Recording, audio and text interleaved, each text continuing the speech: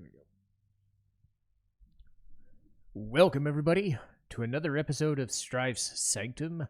My name is Citizen Strife, and this week we're going to talk more anime.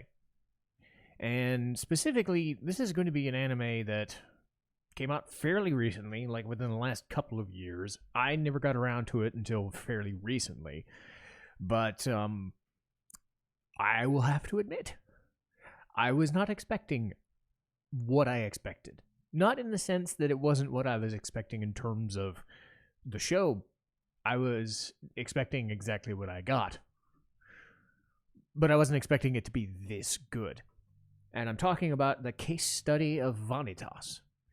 So this show came out a couple of years ago, and it had a couple of seasons, and it was fairly popular. I mean, people were talking about it, but it was one of those ones that, like, I wasn't into or didn't watch. And you know those things with me, as I just randomly pick stuff. I don't go off of recommendations usually, and mostly just because I'm picking stuff as I go. I have the backlog of like hundreds of shows. I'm just going to randomly select things.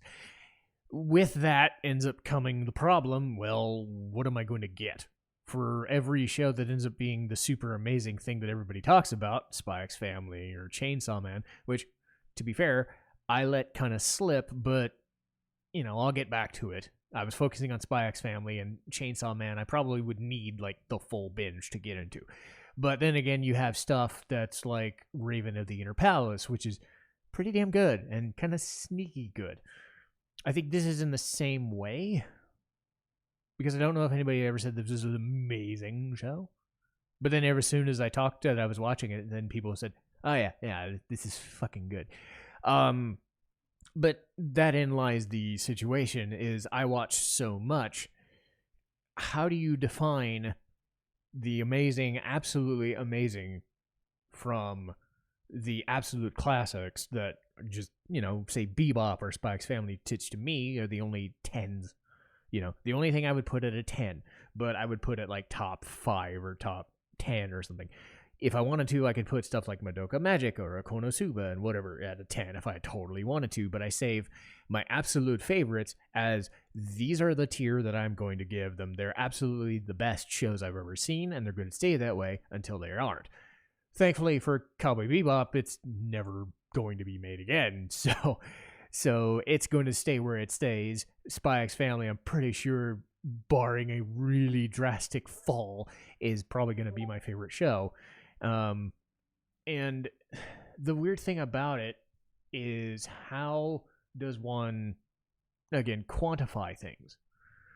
Sorry if you heard a little noise. That was my computer being dumb. But really, when it comes down to it, there are hard times to find shows where, like, you like something a little bit, you know, and you like it fine, and it's totally doable, and it's going to last you a while. Then you just kind of start like, man, this is actually getting pretty fucking good. And then it gets into that tier, and it's like, oh, okay, I'm going to remember this, and this is going to be something I remember. And then you get something like Death Parade, which I rewatched and was like, fuck, this is better than I remember. You know, that sort of thing. So it either hit me, or it didn't hit me how good it was, and I still remembered it was good. This was one of those where it was sneaky good right away, but it just kept getting better. And the things it was doing kept getting better.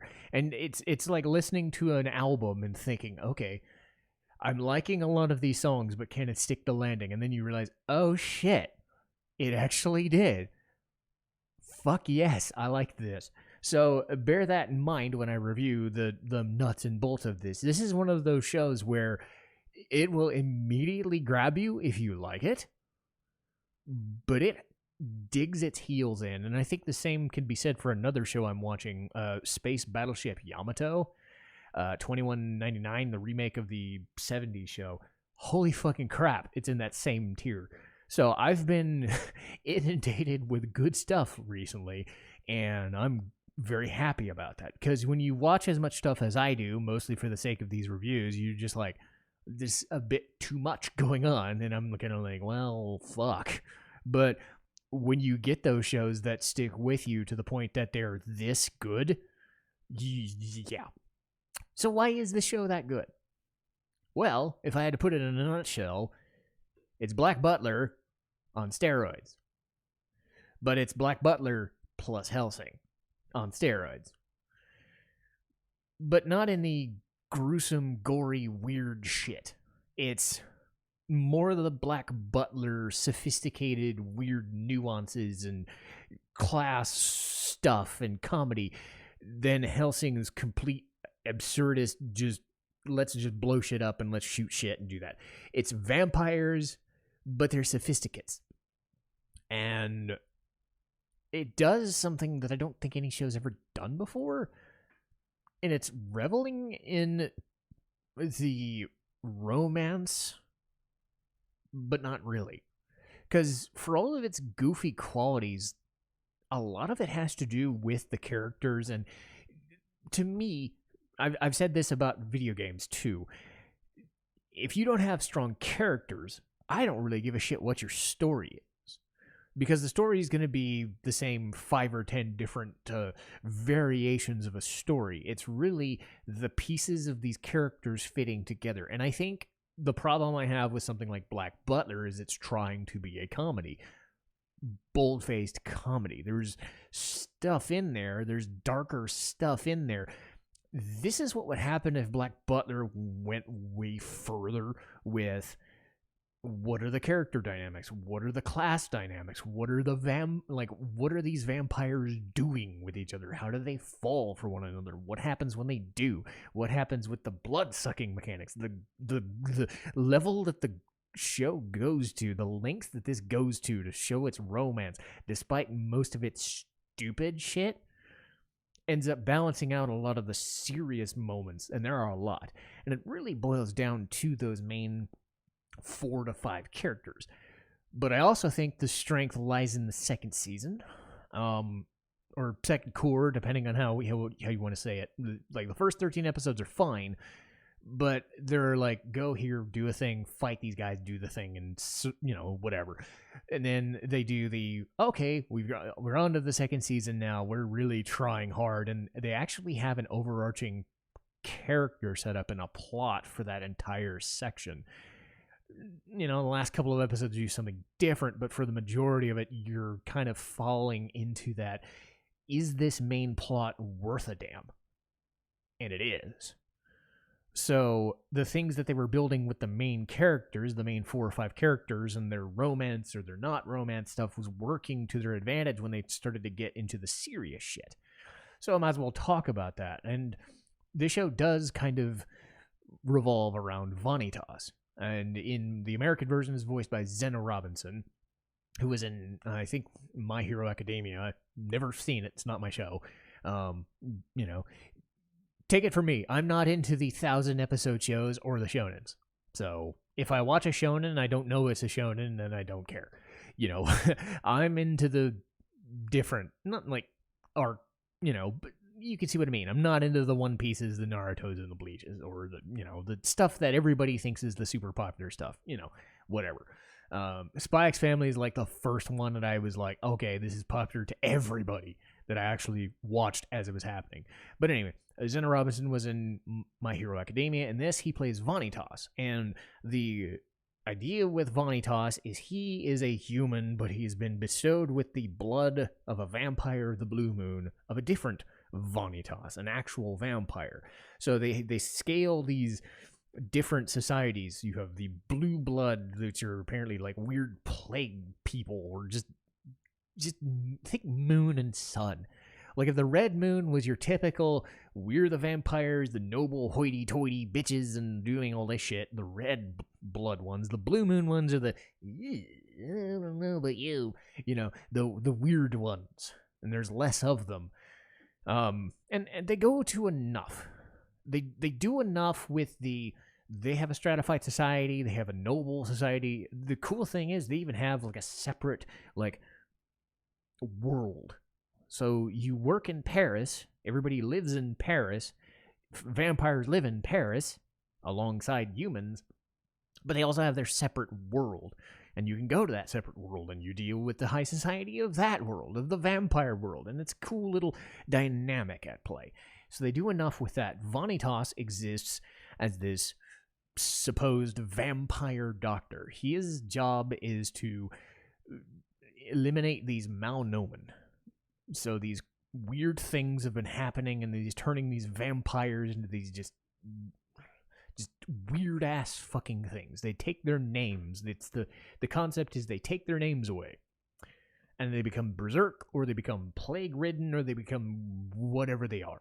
And it's his job to find a way to stop them with a giant fucking book known as the Book of Vanitas. So he has the power to rewrite a vampire's existence and give them back their humanity, I guess. The best way I would say it, their senses. They're vampires, they're not humans, but whatever. But in some cases, the humans will come back and whatever. But along the way, he also finds our second main character, Noé Archiviste. His weird power, he's also voiced by Stephen Fu, who was now for me in the second season of Shield Hero. God, I fucking hated that show. Not his fault. And then Machio from How Heavy the Dumbbells Lift. Much, much better, as you could hear, because I did reviews for both. But in this show, he is Noé. His thing is he's a red vampire, whatever. He has the power to, like, interpret memories depending on how deep he bites into a person or where he bites them from. Like, if he bites them from their neck, he gets, like, all of their memories and knows what they are, or even shit that they're hiding. And it actually comes into play sometimes. So Vanitas does not want his stuff told. Does not want to tell Noé anything. Noé is kind of a dork. He's not really wise to things. He always kind of stares off into the space, and he's always looking at architecture and weird shit. And he's like, "Oh my god, this is so beautiful," and whatever. And he just finds beauty in the weird stuff, which is cool. But when Vanitas is so absolutely determined and just kind of sick of it all, they work as a pair because they know that they like each other. They don't like, that sort of thing. The buddy cop scenario. Vanitas is trying to do his job by any means necessary. Noé is trying to be, nice-ish to people, but at the same time, you push him hard enough, Noé will fucking murder your ass. So he acts as sort of a protector to Vanitas, but not really, because Vanitas can do a thing. It's like Noé is the monk and Vanitas is the spellcaster in the group. That's kind of the idea. So Vanitas can do all the damage, but Noé has to be the one to protect him, even if they don't say he does. So working around that, they always kind of weird. Vanitas also has this natural charisma and, like, very unpredictable nature to him. That, not that he's, like, completely chaotic, but you never know quite what his motivations are until he says it. He's not really on the side of anyone but himself, but he's also not without trying to see the good in people, so it's, like, weird. So they get along, they don't get along, and they kind of do, but they're also balanced out by two other female characters that they fall for. And who falls for Vanitas is Jana, or Jean, and she's voiced by Molly Searcy. The idea with Jean is that she's this, like, she's sort of like the Malnomen, but not really. It's like I don't know if she's typically Chevalier type or whatever, but basically she's protecting this other noble, this, like, young noble, and ends up falling for Vanitas, where Vanitas just keeps poking the bear and keeps falling for her, and it leads to this, like, relationship that shouldn't work but does. I think in the hands of a dorky show, if this show was like 90% comedy instead of like 70 or 65% comedy, I think it would have driven me fucking nuts. But they do enough with them being together that it works, and they end up liking each other as things go by, but they know that they have to be doing stuff for each other to save their lives. And especially in the second season, Jean is doing things that tries to fall into her sphere of influence. She has her own motivations for things. She knows who the main leads and the main villains are, and is trying to follow orders, but is also like, again, like, burdened with the idea that she likes Vanitas and doesn't know how to handle it, and she's like, she doesn't know what the fuck she's doing. So they like go on dates and they're just like confused, and then it ends up being a relationship that works because Vanitas keeps pushing the issue until the point that Jana is the one to do it, and she gets called Jana by him, but Jean by everybody else. So it's a neat little affect. He's just but that bleeds into the idea of the vampirism. She ends up falling for him and his blood specifically, and the way that this show just focuses on blood is in almost a sensual and sexual experience. They don't show anything graphic and nude, usually. They might have a fan servicey moment or two, but I don't recall anything being really out of the ordinary. So in essence, the sexual experience is replaced by, oh my god, she's sucking his blood, or oh my god, he's getting his blood sucked by somebody else. You know, they go far with that, and it's basically that is your interpretation of things. It is intense. I remember seeing it once or twice and just being like, man, this is kind of fucked up. And it ends up being kind of a symbiotic relationship, but that they end up falling for each other too, and they don't really know it. The other pairing is Dominique Desaad, voiced by Alexis Tipton. And Alexis has been in tons of fucking shows. I wouldn't even know where to start. But anyway, Dominique is a noble, and she knows Noe because they grew up together, and her brother. So they kind of grew up in each other's care, and Dominique was trying to be sort of his friend and sort of like more than that. Noe never kind of got it, so you kind of see this like budding relationship, but it's not as upfront as in your face as the Vanitas Jana one is. So they all kind of like become friendly with each other, and they do stuff together, but they don't. And they do some weird shenanigans, like following each other on dates, and when they, that sort of dumb comedy shit. But when it has to do things, Noe and Dominique do have a common ground, and a lot of it does have to do with vampire society, because she is a higher ranking noble, but also not really. Like, her sister, who shows up a few times, is a lot more snooty and a lot more bitchy, and it's just like, what the fuck? So they end up falling for each other, and then Jana and Vanitas are their friends, sort of friends, not quite friends. They have other people around, right? But those main four characters are kind of your big characters. So what about villains? Well, they have the Malnomen usually. They have a character named Charlatan, voiced by Monica Rial, who kind of pesters them and does things, and is the cause. I don't know if it's Charlatan. I think it was a different name, but Charlatan is the big, like a big society, like evil society, and the character is this thing. It doesn't even have a shape. It's just like one of those weird, like, think of that thing, like that thinker painting of the guy with his mouth, open, if he was like this weird disfigured soot figure. It's fucking weird. But the thing, the Charlatan thing, which again, I don't know the name of it right off the bat, kind of exists to sow chaos in the vampires and all that stuff. So Vanitas is trying to stop that, but he's also trying to deal with the main, they don't say he's a bad guy, but he ends up being one, is August Ruthven, I believe is the term. I thought he was under a different name in the show, but I don't recall it offhand. Voiced by Jason Douglas. And Jason Douglas has been in, again, tons and tons of fucking stuff.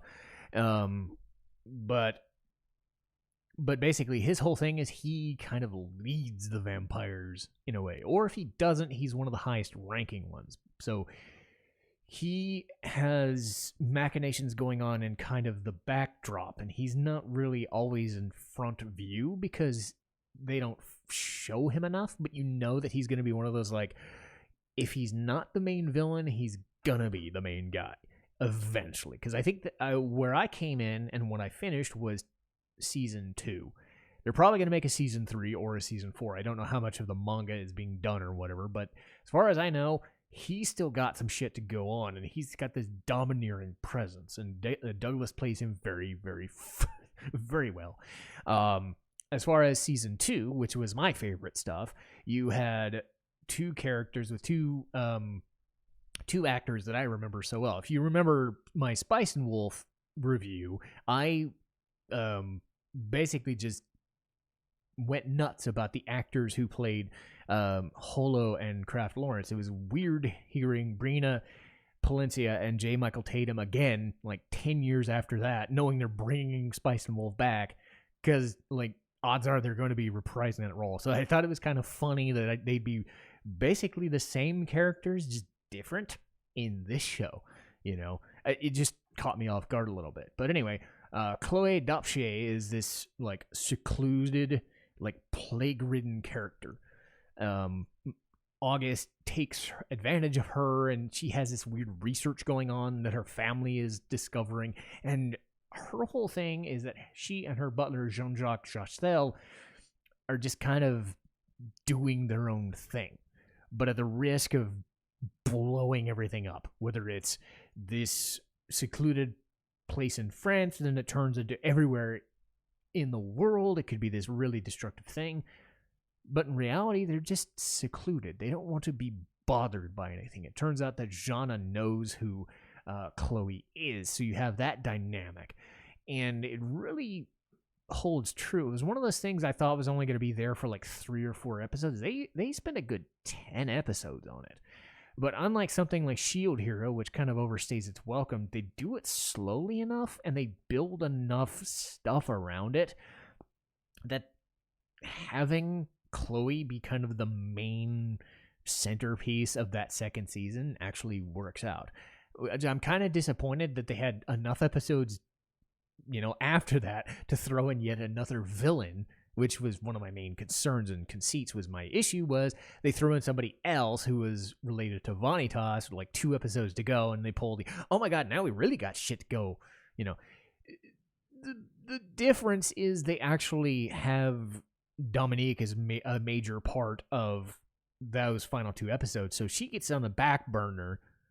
Then she comes back in the last 2 or 3 episodes. That is really what saved it, because I don't think I liked that villain at the end, because I wanted the main storyline to stay a big deal. I hated it when, like, there's a fine line, right? I complained about Shield Hero 2, where you spend 6 or 7 episodes doing this stupid tortoise thing that doesn't go anywhere, doesn't do anything. It's just there to set up, oh, hey, here's a villain. Like, why didn't you do that in like 3 episodes? Versus this, where you start to learn about these characters and learn about their relationships with the main 4, and you're like, okay, I see why these are sort of villainous characters, but also not really, but they're also being taken advantage of by other people who are also being, like, bigger picture kinds of things, because there's stuff going on. The stuff is always changing and molding itself, and there's always something going on. And it's held together by the relationships of the main 4 and how Vanitas as the main character is kind of unpredictable. You never quite know where his allegiances lie other than himself. So he's always going to be doing something that doesn't quite add up, even though the normal idea sounds like you would think he would be a good guy, but he's not, but he is. So the way he goes around being the nicest guy in the room is by not being the nicest guy. He is devoted to what he needs to do for himself. So that sort of main character motivation goes against what Noe is trying to do, which is trying to be kind of everybody's peacekeeper for everybody involved and make everybody feel good. And then it goes and clashes with Vanitas' people are fucking dumb. This is bullshit. Stop trying to protect everybody. When the chips are down, you have to think for yourself. That sort of thing. And that always just leads into such great stuff. This show is also buoyed by some good music. I normally don't talk about music much, But this isn't. This is a. This is going to be an exception because Yuki Kajiura has been one of my favorite anime and video game composers for a while. She was in Dot Hack Sign. She's done stuff for B-Train and other shows. I think she did some stuff for Princess Principal, was another show that I need to review, but I don't have access to High Dive. I really want to rewatch that show. But she's always been good at doing stuff. If anybody played the last two Xenosaga games, she was the main composer for those as well. So if you saw the Dot Hack Sign or anything like that, you know what kind of quality she brings to it. And this sophisticated, dark, weird shit that she's known for, it really brings you in, because a lot of shows either don't use a lot of music, or they do and it's kind of drowned out by the visuals and the whatever.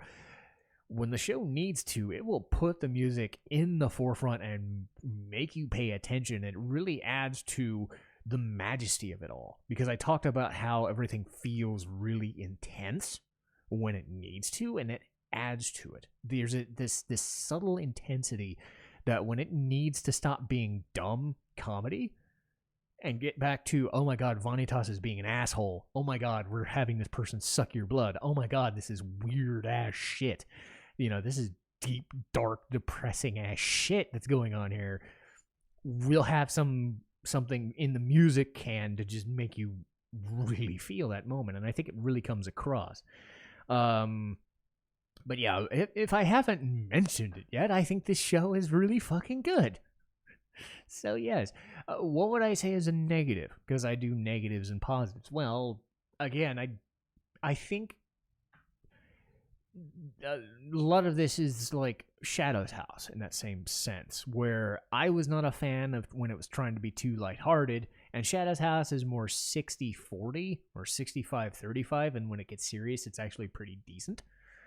This is more, again, 70-30, but much like Black Butler, there's still some cool characters around that you feel like, okay, the awkward comedy is kind of building their relationships and dopey shit, but then when it gets serious and they're talking about what's going on with the vampire society, what Vanitas' allegiances are, what the hell's going on with the Dopshe situation, they go through enough stuff and they show enough good stuff that it ends up working. So even though I'm not the biggest fan of dopey comedy, like if I want to watch comedy, I'll watch comedy, just a straightforward comedy. But everything has to be a happy medium. You can't have anything completely dour, otherwise you're watching something like Ergo Proxy or whatever. And sometimes I wouldn't know if Ergo Proxy was completely dour, but you see what I'm saying. Like if it's completely morose, then I don't know. Sometimes it could be too stiff. This kind of rides the line where it has enough comedy that it doesn't seem stupid, but you'll know it when you see it, and it sometimes can take you out of it. The villain at the end kind of undercuts the cool, 8 to 10 episodes they were building with the other second season, because I felt it came out of too much. And anime does this a lot, and I really don't know why. It's like taking a video game and finding yourself a new final boss. I was like, you haven't seen my final form, out of nowhere.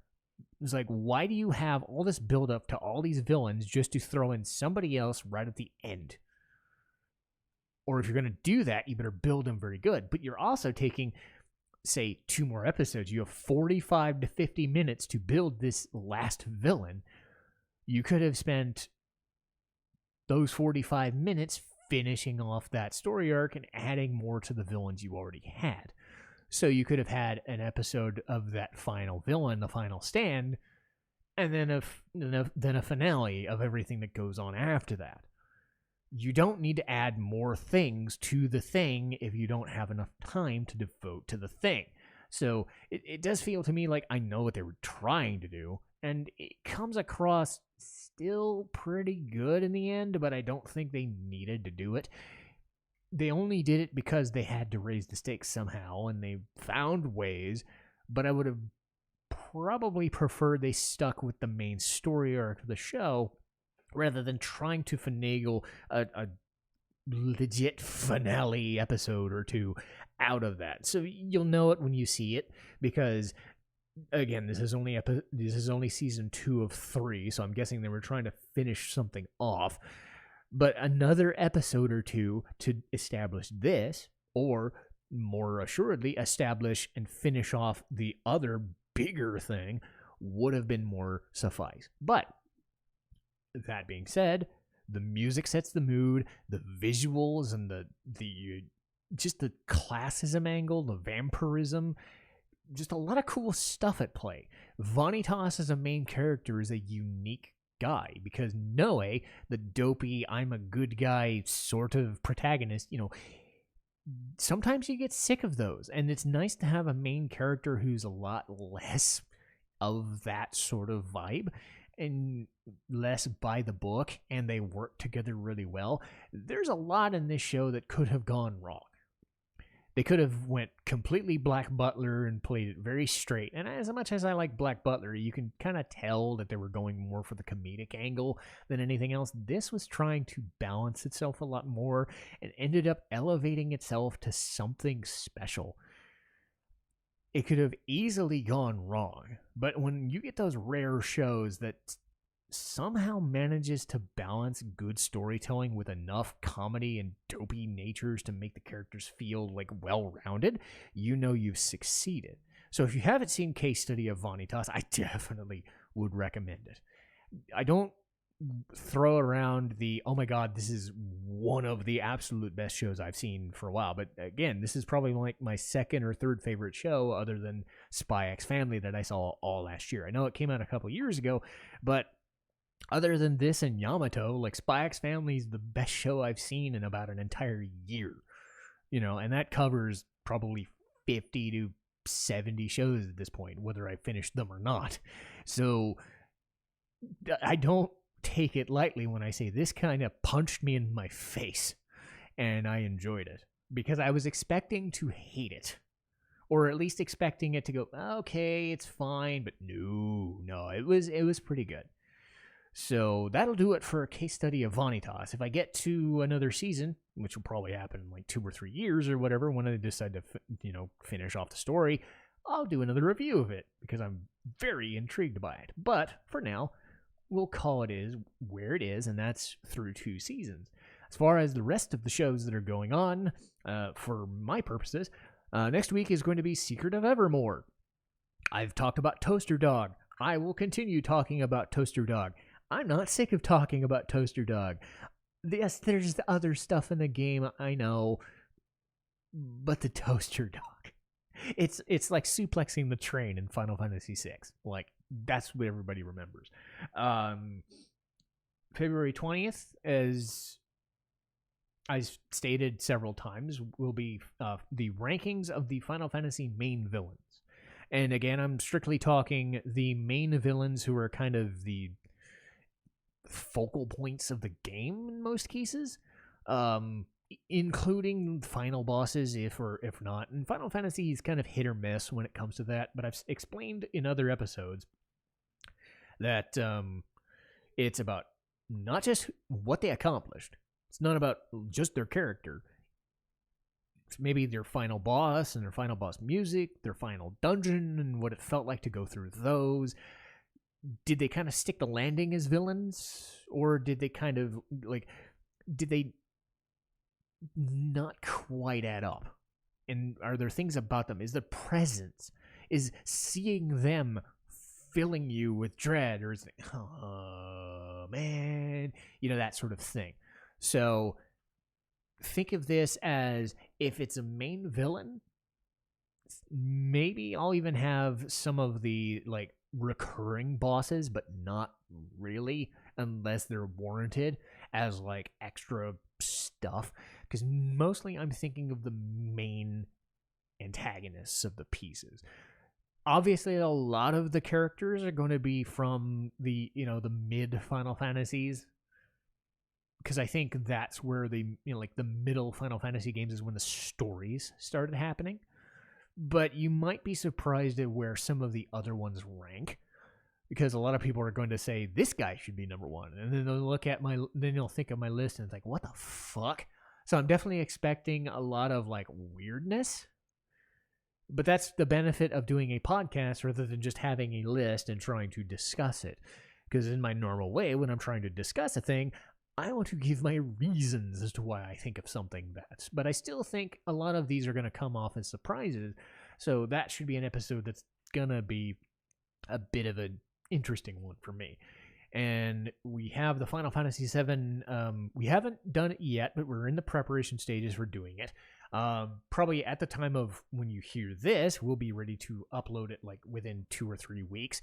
But at time of recording, we will record a Final Fantasy VII post review with Lee and myself, probably tomorrow. So I'm recording this today, get it out of the way, and then I'll probably do another podcast tomorrow. But as far as stuff that I know is scheduled, Phantasy Star 4. That is really fucking good. Phantasy Star 4 is awesome. It's one of the best games I've ever played. It's the best game, the best RPG on the Sega system. And when people talk about great RPGs, this is usually on that short list for a reason. Another thing I do want to mention, I put up a community little post. I've been adding in a bunch of like, am I going to cover this or this or this or this or this? I can't cover every single game I want to do. I can't play every single game I want to do, but I'm going to do my best to review things the best way I can, whether it's with a guest or by myself. One of the series that I've been doing is Mega Man. And other series like Mario or Sonic have way too many fucking games. Like, I've been plowing through Final Fantasy, but they don't have so many spin-offs that it's like 40 million fucking games that I'm going to go through. But the problem is, like, Mega Man has like 40 or 50 games. Mario's in a similar situation. Sonic to a lesser extent. So I was wondering, how do I combat that? Because one of the things I've been doing, now that I've been doing this for a second year, has been sequels or extra parts of other games, you know. So we're doing other parts of Final Fantasies. We're doing other Tales games. We're doing Phoenix Wright again. That was the plan from the very beginning. But then I looked at how many games Mega Man has, and I was like, there's no way I'm going to do 1 to 2 Mega Man games a year and it not get annoying. So my plan in May is to take 4 Mega Man games. I'm going to ditch the anime reviews for that month and then plow through a bunch of Mega Man reviews. And I'm going to title it Mega May. Because even with, like, I don't know how long I'm going to be doing these podcasts, but realistically, if I wanted to do all of the Mega Man games, provided they don't make any more, you know, that's a good 4, 5, 6 years of stuff. Because you're talking about 11 mainline games. You're talking 8 X games, 4 Zero games, Mega Man Battle Network, Mega Man Legends, tons of different weird spin-offs. You know, lots of things that I could do and talk about. You know, re-releases or upgrades to this stuff, like Mega Man Powered Up or Maverick Hunter. So for Mega Man, and maybe for Sonic or Mario once that's done, I mean, I don't know how long I'm going to be doing these podcasts, but you can see my point when I'm trying to come up with things to do. I don't want to do Mega Man, then like 2 or 3 months later do another Mega Man, right? Because it would drive me nuts. Because it's going to be kind of a similar formula. So condensing that into a big, like once a month thing or once a year thing gives me something else to fall back on so that I could spend the rest of the year doing other games so there's a lot less overlap in things. So think of it similar to the Dot Hack month I did last year. But we'll see what happens. I imagine that's going to be in May, and it's also not going to conflict with my 100th review, my 100th episode. I know absolutely what my 100th episode is going to be. When it gets near, I'm going to announce that one. I think people can kind of guess which one it's going to be. It's obviously a big name title, and it's going to be something that I have played or will play on my channel. So you can kind of guess, wink, wink, hint, hint already. But if you know anything about me, you can probably guess right away what it's going to be. But that's for another day.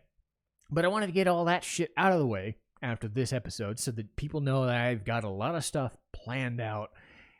I've got tons of stuff I want to cover, and it keeps growing. So I'm staying a busy guy. But I do this for fun, and I hope I can keep doing this for fun. But that will do it for me, and I will see you guys next time. Citizen Strife, signing off.